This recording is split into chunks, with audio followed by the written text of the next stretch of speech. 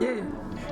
40 on pump forward, Breezy in this bitch, TheLetterM, East Side shit. You know what's going on, bitch. East Side shit, bitch. Quit playing. I gotta be selfish, worry about myself. Angels got in my step. Remember I was selfish, bad for my health. Never looked off myself. What's going on? It's another episode of 40 Young Pump Folk. It's your girl, Young Breezy, and I'm with another very special guest. Go ahead and introduce yourself. Hey man, it's TheLetterM, the East Side General. You dig that? Stone Mountain to be exact. Straight like that. I love all my East Side guests. Y'all really just warm my fucking heart. I mean, I love everybody from the city, but for sure, y'all know what's going on with me. I'm an East Side baby, Glenwood baby, so of course I'm gonna show love to all my fucking East Side superstars. TheLetterM, bro. I've been following you on Twitter for like 4 or 5 years. Good little minute. No cap. Good like before I started the show, before like a lot of shit, like just off the strength, off the love of just fucking with you as a person. I'm grateful. I'm grateful for anybody that be following my journey, man, for sure. A real one you are, for sure. So let them folks know exactly what part of the East Side you from. You know what I'm saying? We big, but we, you know what I'm saying? Hey man, I'm talking about Alpha Road, Stone Mountain, right over there by Stevenson. Okay. You know what I'm saying? With a quick trip, Publix, all that. Pop your shit, South the Shine. Zaxby's, you know what I'm saying? Yeah, that right by my mama house. You know what I'm saying? The Summit Deli for the real East Side motherfuckers. You know what I'm saying? Don't play with them, man. Nigga, Summit Deli every Friday for fucking after high school for a whole family dinner type shit. Only the real know about the great days, golden age. Exactly. I love it. Okay, so when you started doing music? Started doing music when I was 14.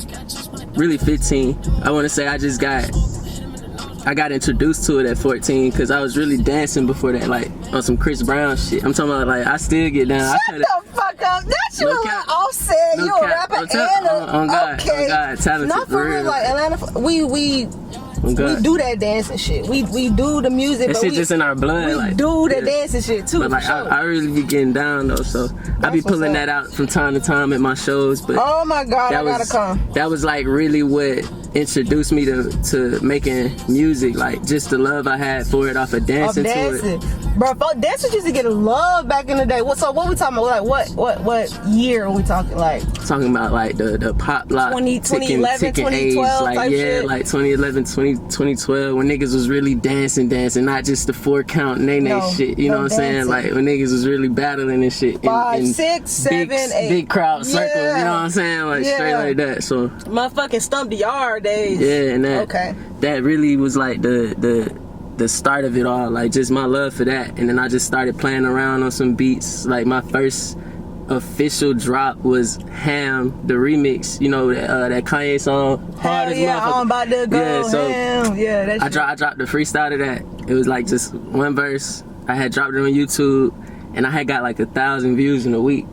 And when that happened, that had let me know that I was doing something right. So I was like, hell yeah, I'm gonna do this music shit. And ever since then, I just been rocking my 1-2. You know what I'm saying? Like that's hard. That's love. Okay, who was the first person in like your immediate circle to be like, yeah, nigga, do that shit for real? Whether it's like your mama, your homeboy, grandma, them, like at your family or at your circle.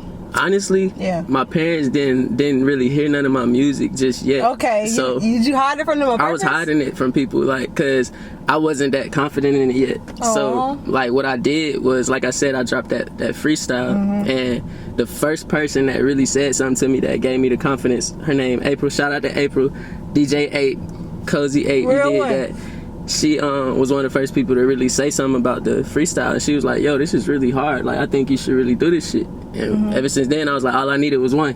You really, honestly, like one fan can turn into 10, can turn into 100, can turn into fucking and shit, right now it done turned into 3,000. Fuck you know what I'm saying? Shit, so, sir. You know what I'm saying? Young nigga, you know what I'm saying? Cap, I remember when it was only like 50, 100, you know what I'm saying? Absolutely. But now niggas really tapping in, like anticipating, wanting your music, like hogging you down, like, bro, when you dropping, what's up? Every time I post something, they like, when the project coming out? Fuck this freestyle shit. Yeah. Fuck this. Like, I'm like, bro, just hold on. Fuck what you talking about? Fuck your real life. We want music, sir. I'm popping out for real. Like, I'm doing the whole rollout. You feel me? Like, what was your first project? My very first project that I could say was like my debut. I want to say that really got me a lot of, traction and a lot of supporters was called It Was Lit. and I dropped that in 2016. And then I followed up from that in 2017 with Cold Summer. And right now, that's a lot of my core following favorite project. Like, they just love so many songs. When you go on Apple Music on your profile, that's like most of the songs that's popping up off that, the Cold Summer. Yeah, and people just still in love with a lot of songs on there from 2017. 3 years ago. And I still haven't dropped another, body of work since, for real. Nothing official. I dropped some. Leaving us starving. Nah, cause What's up? if y'all really tapped in, it's pressure. I'm pulling up by I done dropped a couple like leaks on SoundCloud. Yeah, so I be feeding, I be feeding it like Uzi and Playboy Cardi would. You know what I'm saying? Just off the SoundCloud, just seeing what people rocking with.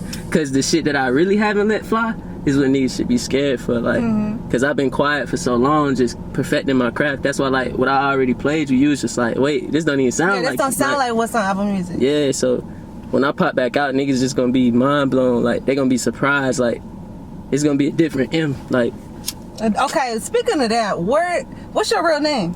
Malik. Yeah. Okay. So is that where the whole letter M name come from, or where did that whole thought process happen? Really.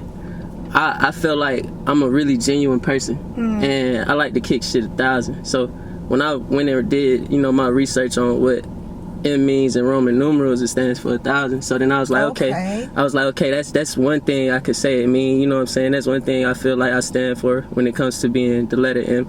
Then I was like, when I think of artists like Party Next Door and Travis Porter, you know what I'm saying? When you hear names like that, you think it's a band. But it's really one person. Yeah. So I was like, if I call myself the letter M and really, like spell it out instead of it just being M, they're gonna be like, well, why does he call himself that? It brings more, very intriguing. It brings a speculation to it, so that when I figured out that, I just started playing on the whole perspective thing with my fan base, and I was like, yeah, I'm going by the letter M, and everybody just started respecting it ever since then. Because at first I was just going by Slim. That was my childhood name. Slim. I was just going by Slim. First one? That's all I was going by. But then I was like, I'm gonna get lost in all these oversaturated ass. Facts. That's a the letter M versus Slim. Which one you gonna go to? You gonna go to the letter M? What the fuck is the letter M? Let me see what that's about. So I did. For sure. I love that. All right, look. As far as like Atlanta, we have, I like to say, different eras or different, times of music. Our sound changes every like 2 or 3, 5 years type shit. For sure. So how I would break it down is we have like, the old school era, or the trap era with T.I. them, Gucci Man, Jeezy. Yeah, for sure. That's all you just played, just wings and that. Facts. We got motherfucking, after that, you got Lil Jon, Eastside Boys, them, the Snap era, or the dance era, the crank era, so all that type of shit. Franchise Boys, Jermaine Dupri, all that type of shit. I love fucking Jermaine Dupri. That's my nigga. Okay, after that, you know what I'm saying, we can go into, Can't forget about D4L, Of course, we can go into the rich kids, the Travie, Young Money. I mean, not Young Money, Young LA, J Money, all that type of shit. Of course. You know what I'm saying? We can go into the new Atlanta where you got Pee Wee, Thug, old Thug, old Future, you know what I'm saying? Old Migos, you know what I'm saying? Lobby Runners, that type of shit. Straight like that. Yeah. All that, so which era would you say is like your favorite or the best era of Atlanta music? Or most influential to you, at least? Honestly, with my music, I would say most influential would be Outkast. Facts. That's what I would call the OG era. Yeah. With Outkast, Goody Mob, them, real the whole Dungeon shit. Family, like all of them, like that really influenced my music because it showed me how like free music can be. You know what I'm saying? Like there's no true boundary or rules to this shit. Like they truly pushed that. They pushed the envelope when it came to music. Like they changed how everyone viewed music in the South. That's why, like, that's our foundation. That's why I said our OG era. Like the South got something to say. You know what I'm saying? I live by that shit. Like, facts. I'm an East Side nigga, but the South got something to say. Like we definitely popping our shit. Like we run this music shit. We the new Hollywood. You did what I'm saying? We the mecca of everything. Like. Those sits to the rap game. Your Scooter said it. I'm just repeating it to what I'm saying. You did. To the people out here for sure. All right, who you make music for? If you could describe your music, who you make music for? I make music for people who going through real shit, like not just struggling to pay the next bill, you know, because of course people going through that, but I'm talking about like anxiety, depression, you know, just different emotions that you might not know how to voice or express. I feel like I'm the voice for that, and I feel like when people listen to my music, they relate to it so much that it's almost like a therapy session for them. I like that. That's hard. I don't think nobody ever explained it like that, broke it down on some like people need, because music is definitely therapy. You need that shit for a fact. Like that shit feel words better are very powerful. You know, people don't care about the message in their music no more. So tracks. All we hearing is, you know, how somebody got this strap, that strap, The same this shit rack, that over rack. again. You know, Facts. fucking this bitch, that bitch. You know, it's all the same shit we've been hearing, but it's nothing stimulating the mind no more for real. And I feel like that's what separates me from the pack. Like, I provoke thought in everybody. Like, so would you consider yourself a lyricist, or like, for sure? I say a lyricist, a songwriter, a ghostwriter. I feel like I'm everything when it comes to music, because I do more than just rap. I can sing. You know, I haven't showcased it yet, but Facts. But you do got melody on your shit. Yeah, like, you know the what I'm songs you saying. just So, playing got a little. and I used to produce. I'm getting back into that. You know what I'm saying. So I really done had my hand in every form of music, even learning the instrument. Like, I know how to play the piano. Like, I could. I was taking lessons when I was 12. You know what I'm saying. So it's so many different things that I just dived into early on and really just studied the game. And I'm still a student of the game. You feel me? Like, always gonna be that. So with all that being in play, I was just like, let me use all my resources to you know, all of its limits, you know what I'm saying? Do your shit the right way, you know what I'm saying? Not even just, I just want to be a rapper, I'm gonna let somebody else produce it, I'm gonna let somebody else do the fucking You can't wait on live everybody. music, live instruments. No, fuck all that. Like, you want to learn how to do it yourself. Do you record yourself? I used to, but then I fucked around and found my go-to engineer, Big Homie Beats. Shout out to Big Homie. You Shout get out what to I'm that saying? man. He be recording everything I lay down for real. Him and my other partner Nick. Shout out to Goat House. Shout out to Nick. You did that.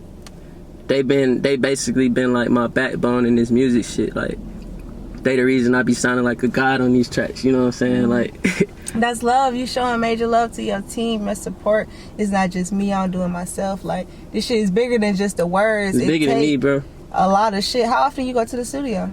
I try to go every other weekend. Try to go every other weekend, and I try to record like 3 or 4 tracks. If not, if I'm really just focusing on a certain song and I really want to get a certain message across or truly express what I'm feeling at that point, I might take a 2-hour session, 3-hour session, and just record 1 or 2 songs and just really work on those 2 songs and finish them out. Like, not just going in there laying a hook in a verse and then being like, all right, bounce that. Like, nah. I be really taking my time with this shit. Like, that's why, like, my music has such an impact with people. Like, I take my time and really care about this shit. Like, most people don't care about it for real. Like, they don't love this shit for real. You love this shit. I love this you shit. treat this for shit real. like a sport. Yeah, like, I did. I love it. People who really take their craft serious and want to get better in everything, in every aspect. We need that. That's important. for sure. Absolutely. What you got coming up? I know you say you gonna drop got some more shit. music We on need the some way. shit. We I need got some merch shit. on the way. Ooh, we got some merch. Yeah, man, I got the hats going crazy. The M hats. People been waiting on those. Like, I can't wait to have a show where I just see so many people rocking them hoes. And then I got visuals for sure. Like, these shits is very cinematic. Like, I love the most recent fucking visual you got The out. That starting one, shit yeah. look like a fucking movie. What Anton, shout out Anton Juwan. Follow that boy. That Damn. nigga is a young genius. You a fucking legend. Like, what the fuck? We shot that 3 days unplanned. Just came together, me, my manager, and him. We just sat and brainstormed and was like, all right, let's shoot this shit. Chose a weekend, shot it, posted the trailer. The shit went dummy. Like, it had like 14K on my Instagram. It had like 14K on Twitter. And then I dropped it and niggas was like, finally, like, nigga, you took forever to drop this video. And then they finally watched it and they was like, nah, this shit is a movie for real. Like, It is. That shit's amazing. Yeah. I love shit like that. People like don't take videos serious how they used to. That shit was important back Yeah. in the early fucking 2000s. Motherfuckers like Busta Rhymes, Ludacris, really motherfucking. and that's Missy who Elliott. those are people I study for real. Like, Yeah. those who influence a lot of my creativity. Like, how outside the box they was thinking. Like, The Outkast Bonds Over Baghdad video is one of the most creative Nuts. videos I ever seen. Like, Nuts. Fucking insane.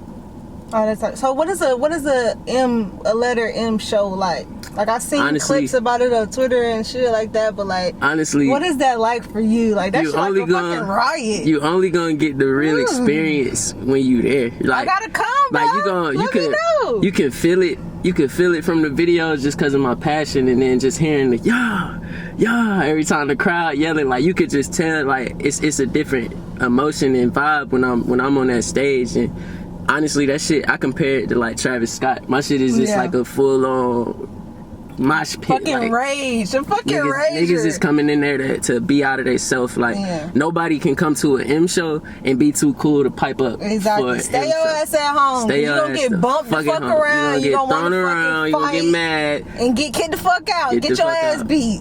Stomp down. To some letter M playing. Straight like that. Talking about that shit hard. Look.